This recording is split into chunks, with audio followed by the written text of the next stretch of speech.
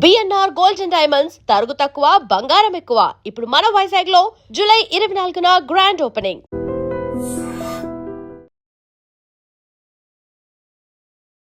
Welcome to iDream. This is Lumbini.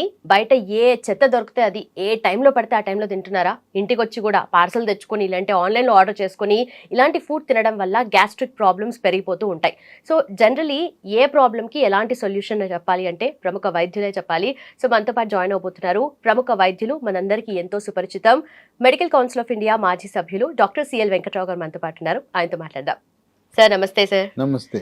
Sir, gastric problems చిన్న పెద్ద తేడా లేకుండా ప్రతి ఒక్కరికి ఏదో ఒక టైంలో వస్తుంది. ఇంకొకసారి మార్నింగే హెవీగా పెయిన్ రావడం, కడుపు నొప్పి రావడం ఇలాంటివి ఎక్కువైపోతూ ఉన్నాయి కదా. సో దీనికి ఏం చేయాలంటారు? ఈ గ్యాస్ట్రిక్ ట్రబుల్, గ్యాస్ ట్రబుల్ అనేది స్వయంకృతాపరాధము.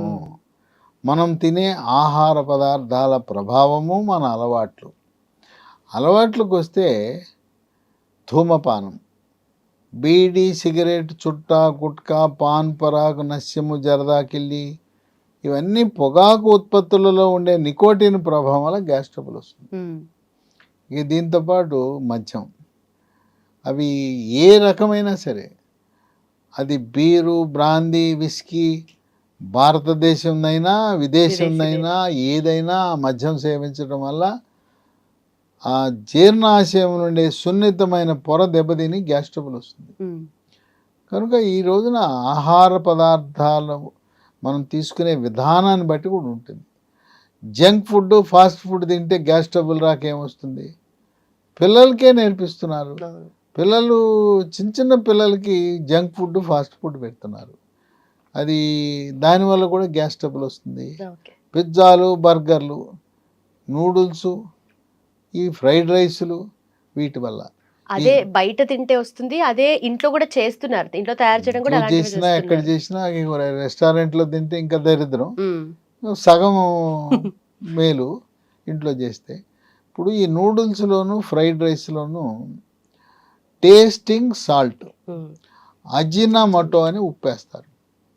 దానివల్ల ఈ గ్యాస్ట్రిక్ సమస్యలే కాదు, మగపిల్లలకి వాళ్ళ యొక్క మగతనం కూడా లోపించే అవకాశం ఉంది. బరువు పెరిగిపోతారు, అడ్డంగా పెరిగిపోతారు. కనుక ఎవ్వరూ కూడా మీరు రెస్టారెంట్కి వెళ్తే టేస్టింగ్ సాల్ట్ వేయొద్దని చెప్పండి. కొంతమంది కొనుక్కు తెచ్చుకుని ఇంట్లో కూడా వాడుతున్నారు. ఇంట్లో టేస్టింగ్ సాల్ట్ వాడద్దు. తర్వాత మనం తీసుకునే ఆహార నియమాలు అంటే వేళలు. ఉదయం 8-9 మధ్యలో టిఫిన్ చేయాలి. 12-1 గంట మధ్యలో మధ్యాహ్న భోజనం. చాలామంది సాయంత్రం ఏమీ తీసుకోరు. మధ్యాహ్నం భోంచేసి ఇక రాత్రి భోజనమే. సాయంత్రం 4-5 గంటల మధ్యలో విధిగా అల్పాహారం తీసుకోవాలి. మజ్జిగో, బిస్కెట్లో, పండు ముక్కలో ఏదో ఒకటి అల్పాహారం, లేదంటే శనగలో, పచ్చి బఠానీలో నానబెట్టి ఉడకబెట్టి తాలింపేసుకుని తినాలి. రాత్రి 8-9 మధ్యలో మళ్ళీ భోంచేయాలి.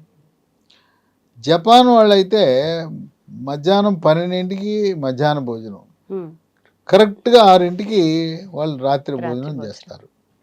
మరి ఇప్పుడు యువత పట్టణాల్లోనూ వాళ్ళు ఏంటి మిడ్ నైట్ బిర్యానీలకు వెళ్తున్నారు. అంత మిగిలిపోయిన దాన్ని అంత పెట్టేసి 12కి రమ్మంటారు. సగం రేటు డిస్కౌంట్ ఆఫర్లు పెడతారు. కుర్రవాళ్ళందరూ 12 ఎప్పుడు అవుతుందా అని అర్ధరాత్రి వేచి చూస్తుంటారు. ఒక్కసారిగా గేట్లు తెరిచి లోపలికి వెళ్తారు. మిగిలిపోయినవన్నీ లైన్లో పెట్టేస్తారు. తినడం ఇష్టం, ఎంతైనా తినడం అని బఫే పెడతారు. ఇక వాళ్ళు మొదలెట్టి 12 కాంచి రాత్రి 2-3 దాకా తినటం, తాగటం, సిగరెట్లు తాగటం, వీటన్నిటి వల్ల గ్యాస్ ట్రబుల్ కాక ఏమొస్తుంది? ఇంకోటి ఏంటంటే దక్షిణ భారతంలో మనం తిన్నంత ఘాటైన పదార్థాలు ప్రపంచంలో ఎవరు తినరు. మనం కూర వండుకుంటాం. కూర వండుకుంటే దాంట్లో పచ్చిమిరపకాయలు వేస్తారు, ఎండుమిరపకాయలు వేస్తారు, మళ్ళీ కారం వేస్తారు, మిరియాలు, ఇవన్నీ కాక మళ్ళీ మాంసాహారం అయితే మసాలా, మిరియాలు, దాల్చిన చెక్క, లవంగము, యాలకులు ఇవన్నీ కలిపేసి దట్టంగా వేస్తారు. ఇప్పటికీ కూడా గ్రామీణ ప్రాంతాల్లో మాంసాహారం తినేటప్పుడు కళ్ళంటే నీళ్ళు రావాలి, నాలుగు మండాలి, అప్పుడు కానీ వాళ్ళకి తిన్న ఆనందం కలగదు. చప్పగా ఉంటే మాంసాహారం వాళ్ళకి నచ్చదు. ఆ విధంగా ఈ ఘాటైన పదార్థాలు, మిరపకాయలు ఇవన్నీ వాడటం వల్ల జీర్ణాశయం నుండి సున్నితమైన పొర దెబ్బతిని గ్యాస్ ట్రబుల్ అనేది వస్తూ ఉంటుంది. ఈ గ్యాస్ ట్రబుల్ పులుపు, కారము, మసాలా అవి కనుక పరిమితంగా తింటే రాదు. ఇంకా కొంతమంది పార్శ్వ నొప్పి, నడుము నొప్పి, మోకాళ్ళ నొప్పులు, తలనొప్పి అని సొంత వైద్యం నొప్పి ట్యాబ్లెట్లు వాడేస్తారు. నొప్పి ట్యాబ్లెట్లు వాడటం వల్ల కూడా గ్యాస్ ట్రబుల్, గ్యాస్ట్రిక్ ట్రబుల్ వస్తుంది. వాళ్ళకి ఆహారం తీసుకోవడం తప్పనిసరి. ఇక కొంతమందికి తేపులు వచ్చేస్తుంటాయి. ఆ తేపులు ఎంత పెద్దగా వస్తాయంటే చుట్టుపక్కల వాళ్ళందరూ ఈ వెంక చూస్తుంటారు. ఒక ఆఫీసులో తేపాడంటే, మీటింగ్లో ఎక్కడైనా తేపాడంటే అందరూ వాడి వెంక చూస్తారు. అవమానానికి గురవుతాడు. తేపు అంటే మనం ఆహారము తీసుకునేటప్పుడు అన్నంతో పాటు కొంత గాలి వెళ్ళిపోతుంది లోపలికి. నిదానంగా తినాలి, నమిలి మింగాలి. ఆ గాలి మళ్ళీ వెనకొచ్చే ప్రక్రియ తేపులు. ఇక పొట్ట ఉబ్బిపోతుంది. పొట్ట మీద కుట్టుకుంటే డబడమా డమడమా అనే శబ్దం వస్తుంది, బెలూన్ లాగా ఉబ్బిపోతుంది. లోపల గుడుగుడా శబ్దాలు వస్తాయి. వీడికే వినపడితే పర్వాలా, కొంతమందికి పొట్టలో ఉండే గుడుగుడ శబ్దాలు పక్కాడికి కూడా వినపడతాయి. ఇది అయిపోయిన తర్వాత అపానవాయువు, శబ్దముతో కూడిన అపానవాయువు, వాసన, వీటిని మనం పిత్తులు అంటాం. ఇవి ఇంట్లో ఉంటే పర్వాలేదు, ఎక్కడో మీటింగ్లో ఉన్నప్పుడో లేదా ఆఫీసులో ఉన్నప్పుడో ఈ పిల్లలు బాంబేశాడు అని ఎక్కిరిస్తుంటారు. తోటి పిల్లవాడిని, ఒరేయాడు బాంబేశాడు రా అంటారు. ఇది వాళ్ళ యొక్క వ్యక్తిత్వానికి మచ్చ వస్తుంది, అవమానానికి గురవుతారు. ఇవన్నీ కూడా గ్యాస్ ట్రబుల్ వల్ల వచ్చే అనర్థాలే. ఇంకా కొంతమందికి ఒక అపోహ ఉంది. ఏంటి అపోహ? పప్పు తింటే గ్యాస్ వస్తుంది కదా అంటారు. కందిపప్పు, శనగపప్పు, పెసరపప్పు, మినపప్పు ఇవి తింటే గ్యాసు రాదు. ఇది కేవలం అపోహ మాత్రమే. ఈ పప్పులకి ఇంకోటి కూడా చెప్తుంటారు, ఆపరేషన్ చేసిన కుట్లు చీమ పడతాయంట కదా పప్పు తింటే అంటారు. పప్పులో ఉండేది మాంసకృతులు. ఆ మాంసకృతులు కుట్లు త్వరగా మాంతానికి ఉపయోగపడతాయి. కనుక పప్పు తింటే గ్యాస్ రాదు. పప్పు తింటే ఏదైనా గాయం అయితే వాళ్ళు పప్పు తినకూడదని ఏదో చెప్తుంటారు. ఇది మూఢనమ్మకం. పప్పు తింటే గాయము త్వరగా మానును. ఇది మనం గమనించాలి, ఏ రకమైన పప్పు ఏదైనా. తర్వాత కొంతమందికి మానసిక ఒత్తిడి, కుంగుబాటు, టెన్షను, డిప్రెషను, భార్యాభర్తల మధ్యన కలహాలు, ఆర్థిక సమస్యలు, ఈఎంఐలు కట్టేశాడు, జీతం అంతా ఈఎంఐలకి సరి, ఉన్నపళంగా ఉద్యోగం పోయింది, ప్రైవేట్ ఉద్యోగం. అప్పుడు తీవ్రమైన ఒత్తిడికి గురవుతారు. ఆ తీవ్రమైన ఒత్తిడికి గురవటం వల్ల దాని ప్రభావం పేగుల మీద పడుతుంది. దాన్ని ఇరిటబుల్ బవల్ సిండ్రోమ్ అంటారు. ఆ ఇరిటబుల్ బవల్ సిండ్రోము యోగా, ప్రాణాయామము, ధ్యానము, వ్యాయామం చేస్తూ మన సమస్యలను అధిగమించడానికి ప్రయత్నిస్తే ఉపయోగపడుతుంది. ఈ ఐబిఎస్ ఉన్న వాళ్ళు గంటకి టాయిలెట్కి వెళ్తారు. విరోచనం వచ్చినట్టు ఉంటుంది, రాదు. కాస్త గ్యాసు జిగురైపోతుంది. లేదు ఒకరోజు మలబద్ధకం, ఇంకో రోజు విరోచనాలు. వెళ్ళిన తర్వాత ఆ గంట సేపు టాయిలెట్లో కూర్చుంటారు.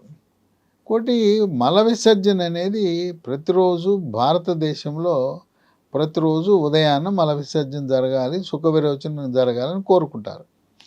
పాశ్చాత్య దేశాల్లో వాళ్ళు పీచు పదార్థం అధికంగా తినరు, ఎక్కువగా మాంసాహారం మీద ఆధారపడతారు. 3 రోజులకు ఒకసారి మల విసర్జన చేస్తారు. ఇక్కడ కొంతమంది కొన్ని చెడ్డ అలవాట్లు ఉన్నాయి, మానుకోవాలి. టాయిలెట్కి వెళ్ళేటప్పుడు పేపర్ పట్టుకెళ్తారు, అక్కడ కూర్చొని పేపర్ చదువుతుంటారు. ఇప్పుడే మొబైల్ ఫోన్స్, వెస్ట్రన్ కమోడ్ మీద పేపర్ చదవటం. ఇప్పుడు అక్కడికి వెళ్ళి ఫోన్లు చేయటం, లేదా ఫోన్ వస్తే టాయిలెట్కి వెళ్ళి మాట్లాడటం, అది చేయకుండా పని. ఇంకా కొంతమంది నవలే చదివేస్తుంటారు. ఆ విధంగా అక్కడ ఫోన్లు మాట్లాడొద్దు, పేపర్లు చదవద్దు, వీక్లీలు చదవద్దు, నవలు అంతకంటే చదవద్దు. త్వరితగతిన మల విసర్జన ప్రక్రియని పూర్తి చేసి బయటకు వచ్చేయాలి.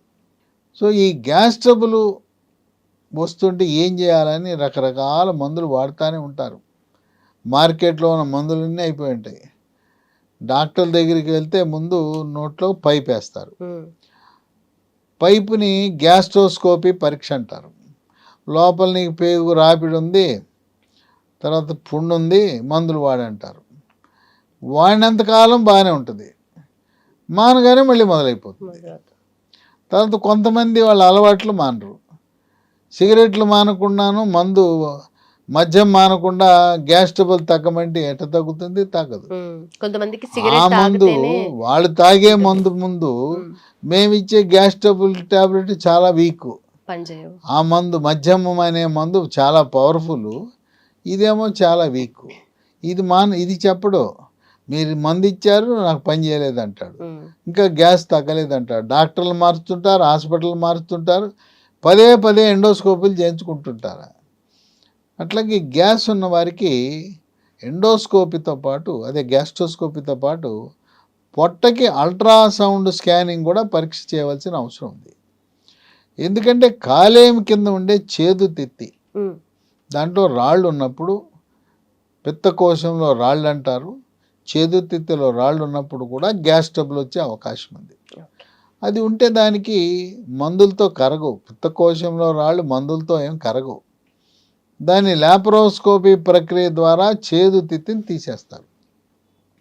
తీసినా ఏమీ ఆటంకం ఉండదు జీర్ణ ప్రక్రియకి. పైత్యరసం అనేది కాలేయంలో ఉత్పత్తి అయ్యి ఈ పిత్తకోశంలో టెంపరీగా తాత్కాలికంగా నిలవ ఉంటుంది. అది తీసినా ఏమీ కాదు. కొంతమంది దీన్ని రాళ్ళు కరిగిస్తామని, అది మోసం. ఇంతవరకు పిత్తకోశంలో రాళ్ళు కరిగించిన చరిత్ర ఇంగ్లీష్ మందుకు లేదు, ఆయుర్వేదంకు లేదు, హోమియోపతి లేదు, యునాని లేదు, సిద్ధ లేదు. మోసం. అయితే మూత్రపిండంలో రాళ్లను చక్కగా వివిధ విధానాల ద్వారా కరిగించవచ్చు. ఆయుర్వేదంలో చక్కటి మందులు ఉన్నాయి. కనుక మూత్రపిండంలో రాళ్ళు కరుగుతున్నాయి కదా అని చెప్పి నువ్వు ఇక్కడ కరిగించమంటే ఇక్కడ కరగవు. కనుక దాన్ని నమ్ముకోవటం వృధా. కనుక ఇది ఇంకొంతమంది ప్యాంట్లు టైట్గా వేసుకుంటారు. టైట్ దుస్తులు వేసుకున్నప్పుడు పొట్ట మీద ఒత్తిడి వచ్చి అన్నవాహిక జీర్ణాశయం కలయికలు ఉండే కవాటం వదిలైపోతుంది. అప్పుడు జీర్ణాశయంలో ఉండే ఆమ్లము, హైడ్రోక్లోరిక్ ఆమ్లము రివర్స్ డైరెక్షన్లో వచ్చేస్తుంది. సాధారణంగా అన్నము కానీ ఏ వస్తువు, ఈ ద్రవం కానీ అన్నవాహిక నుంచి జీర్ణాశయంలోకి వన్ వే, వెనక్కి రాదు. ఆ కవాటం ఉంది, కానీ కవాటం లూజ్ అయిపోతుంది. టైట్గా ఉండే వస్త్రాలు వేసుకున్నా లూజ్ అవుతుంది. కొంతమంది చాక్లెట్లు అదే పనిగా తింటుంటారు. చాక్లెట్ తినేవాళ్ళు, లేదు సిగరెట్ తాగేవాళ్ళు, మద్యం సేవించేవాళ్ళు, వీళ్ళకి అది లూజ్ అయిపోతుంది. లూజ్ అయిపోయి వెనక్కి వెళ్తుంది. ఈ హైడ్రోక్లోరిక్ ఆమ్లం ఛాతీలోకి వెళ్ళి నొప్పి, మంట, కొన్ని సందర్భాల్లో హార్ట్ అటాక్ను పోలిన విధంగా ఉంటుంది. అమ్మో హార్ట్ అటాక్ అనే భయం కలిగించే విధంగా కూడా ఉంటుంది. కనుక ఈ గ్యాస్ ట్రబుల్ చాలా సమస్యాత్మకమైంది. ఇది చిన్నపిల్లలను కూడా వదిలిపెట్టట్లా. ఇంటర్మీడియట్ పిల్లలు ఎంత ఒత్తిడికి గురవుతున్నారు. వాళ్ళ అమ్మ నాన్న నీకు నీట్లో ఎంబీబీఎస్ గవర్నమెంట్ కాలేజీలో రావాలి, జేఈఈ పరీక్షలో ఐఐటీలో సీట్ రావాలి, నువ్వు ఐఏఎస్ అయిపోవాలి. ఇలా తల్లిదండ్రుల ఆకాంక్షలు, వాళ్ళ కోరికల మేరకు పిల్లల్ని ఒత్తిడికి గురి చేస్తున్నారు. ఇంటికాడ అమ్మా నాన్న ఒత్తిడికి గురి చేస్తుంటే అక్కడ ఆ కార్పొరేట్ కళాశాలల వాళ్ళు వీళ్ళని తోమి ర్యాంకులు తెచ్చుకుని సీట్లు తెచ్చి టీవీల్లోనూ లేకపోతే సోషల్ మీడియాలో 1, 2, 3 పేపర్లో ప్రకటనలు వేసుకోవాలని వాళ్ళ తపన. వాళ్ళ తపన ఏంటంటే అడ్వర్టైజ్మెంట్ వేసుకోవటానికి మా సంస్థలో చదివిన వాళ్ళకి 1, 2, 3, 5, 6 వచ్చినాయి అని చెప్పుకోవటం కోసం. ఈ విధంగా పిల్లల మీద ఎంత 15 నుంచి 17 ఏళ్ళ వయసు పిల్లల్ని పట్టుకుని వాళ్ళ మీద అంత భారము, ఒత్తిడి వేయటం వల్ల ఈ గ్యాస్ ట్రబుల్ వస్తూ ఉంటుంది. కనుక ఈ గ్యాస్ ట్రబుల్నికి అన్ని రకరకాల మందులు ఉన్నాయి. వాడినప్పుడు తగ్గుతుంది, అది మానగానే మళ్ళీ మొదలు. అటువంటి సందర్భంలో లీ ఫార్మా కంపెనీ వారు ప్రకృతి ప్రసాదించిన వస్తువులతో తయారు చేసిన ఒక మందుని తయారు చేశారు. దాని పేరు లాఫెరిన్ బీసీ. లాఫెరిన్ బీసీ. ఈ లాఫెరిన్ బీసీ ఏంటంటే దీని గుణం మనకి జీర్ణకోశంలో చెడు బ్యాక్టీరియా మంచి బ్యాక్టీరియా ఉంటాయి.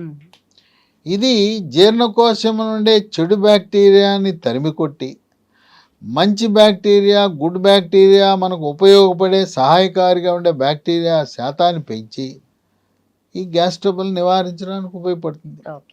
ఈ లాఫెరిన్ బీసీ ఒంటరిగా కాకుండా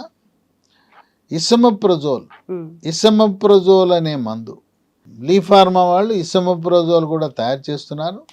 దాన్నేమో పరగడుపున వేసుకోవాలి. అది కెమికల్ మందే, అది ఆ ఇంగ్లీష్ మందు. ఆ ఇంగ్లీష్ని ఈ హెర్బల్ మందుతో, ఆ ఇంగ్లీషు హెర్బల్ రెండింటిని కలిపితే ఈ రెండింటి దెబ్బకి గ్యాస్ ట్రబుల్ పూర్తిగా తగ్గిపోతుంది. ఎట్లా? అదేమో ఇసమప్రజోల్ 40 mg పరగడుపున రోజు వేసుకోవాలా. తీవ్రత ఎక్కువగా ఉంటే రాత్రిపూట కూడా పడుకునే ముందు వేసుకోవాలి. ఈ లాఫెరిన్ బీసీ ఉదయం టిఫిన్ తర్వాత ఒకటి, రాత్రి భోజనం తర్వాత ఒకటి, వరుసగా 3 నెలలు వాడాలి. ఇది సహజ సిద్ధంగా తయారైన ప్రకృతి ప్రసాదించిన ఔషధం. చూడండి, ఇక్కడ ఆకుపచ్చ చుక్క ఉంది అంటే దీంట్లో ఏ రసాయనాలు కెమికల్స్ లేవు. దీనికి డ్రగ్ అథారిటీ లైసెన్స్ కాదు ఇచ్చేది, food safety standards authority of India వాళ్ళు పర్మిషన్ ఇస్తారు. దీనివల్ల ఇది సురక్షితం, కాంప్లికేషన్లు సైడ్ ఎఫెక్ట్లు ఉండవు. అలోపతి మందులు షుగరు బీపీ గుండె జబ్బు అన్ని జబ్బులకు వాడుతున్న వాటితో పాటు కూడా దీన్ని వాడచ్చు. ఇది వాడి చాలామంది ఉపశమనం పొందారు.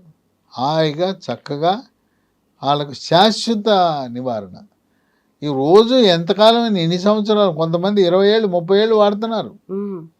ఇది గ్యాస్ ట్రబుల్ మందులు, రకరకాల మందులు వచ్చేసినాయి. ఓమెప్రజోల్, లాన్సోప్రజోల్, ప్యాంటోప్రజోల్, రాబెప్రజోల్, ఎన్ని మందులు వచ్చినాయి. కనుక ఇసమప్రజోలు లాఫెరిన్ బీసీ కాంబినేషన్లో రెండు కలిపి వాడిన వాళ్ళు చక్కగా ఉపశమనం పొందుతున్నారు. ఇది కొంచెం కష్టతరమే దొరకటం. ఇసమప్రజోల్ దొరుకుతుంది కానీ ఇది కష్టం. ఎట్టాగో మీరు ఇది తెప్పించుకున్నారు కదా, వీళ్ళనే ఇసమప్రజోల్ కూడా పంపమనండి. అమెజాన్లో ఆన్లైన్లో లభిస్తుంది, లేదు కంపెనీ వారి వెబ్సైటు lehealthdomain.comలో కూడా ఆర్డర్ పెట్టుకోవచ్చు. లేదా మనం 3 ఫోన్ నంబర్లు ఇస్తాం, వాళ్ళకి ఫోన్ చేయండి. లాఫెరిన్ బీసీతో పాటు వీళ్ళు తయారు చేసే లీ ఫార్మా వాళ్ళు తయారు చేసే ఇసంప్రజోల్ కూడా ఒక 28, నెలకు 28, 3 నెలలకు తెప్పించుకోండి. ఈ నంబర్లు 9100070480, 8977030218, మూడోది 9502897374. ఈ మూడిట్లని, ఈ నంబర్లు, ఈ వెబ్సైట్లు కూడా స్క్రీన్ మీద కనపడుతున్నాయి. డిస్క్రిప్షన్ బాక్స్లో కూడా మనం చూడవచ్చు. Right sir. ఈ నంబర్లన్నీ కంపెనీల వాళ్ళవి, మీ మందుల కోసం అన్నాను. ఏదైనా ఇంకా ఈ గ్యాస్ ట్రబుల్ గురించో ఇంకా ఏ అనారోగ్య సమస్య గురించో నాతో మాట్లాడాలంటే నా ఫోన్ నంబర్లు కూడా ఇస్తాను, మాట్లాడండి. నేను బిజీగా ఉన్నాను అనుకోండి, 2 నంబర్లు నేను ఇవ్వబోయి వాట్సాప్ నంబర్లు, దాంట్లో రాయండి. నా ఫోన్ నంబర్లు 9866308414, రెండవ నంబరు 9848055806. ఎంతో కాలంగా గ్యాస్ ట్రబుల్తో, అసిడిటీతో, పుల్లటి తేపులతో బాధపడుతున్న వారికి శాశ్వత పరిష్కారానికి లాఫెరిన్ బీసీ మనకి దేవుడు ప్రసాదించిన వరంగా మనం భావించాలి. Right sir. Done sir, thank you so much. Thanks for information. So చూసారు కదా, ఎలాంటి హెల్త్ ఇష్యూ ఉన్నా సరే, అంటే చిన్న చిన్న డౌట్స్ ఉంటాయి, అవి అడగొచ్చో లేదో డాక్టర్స్ని అని అనుకుంటూ ఉంటాం కదా, అలాంటివి కూడా సార్కి కాల్ చేసి మీరు అడగొచ్చు. ఒకవేళ సార్ అవైలబుల్గా లేకపోతే వాట్సాప్లో చిన్న మెసేజ్ పెట్టేయండి, సార్ మళ్ళీ మీకు రివర్ట్ అవుతారు. అండ్ ఆల్సో డైజెస్టివ్ సిస్టమ్ హెల్తీగా ఉండాలి, మీకు అంత సపోర్టివ్గా ఉండాలి అంటే లాఫెరిన్ బీసీ. Thank you so much for watching. Keep watching I dream.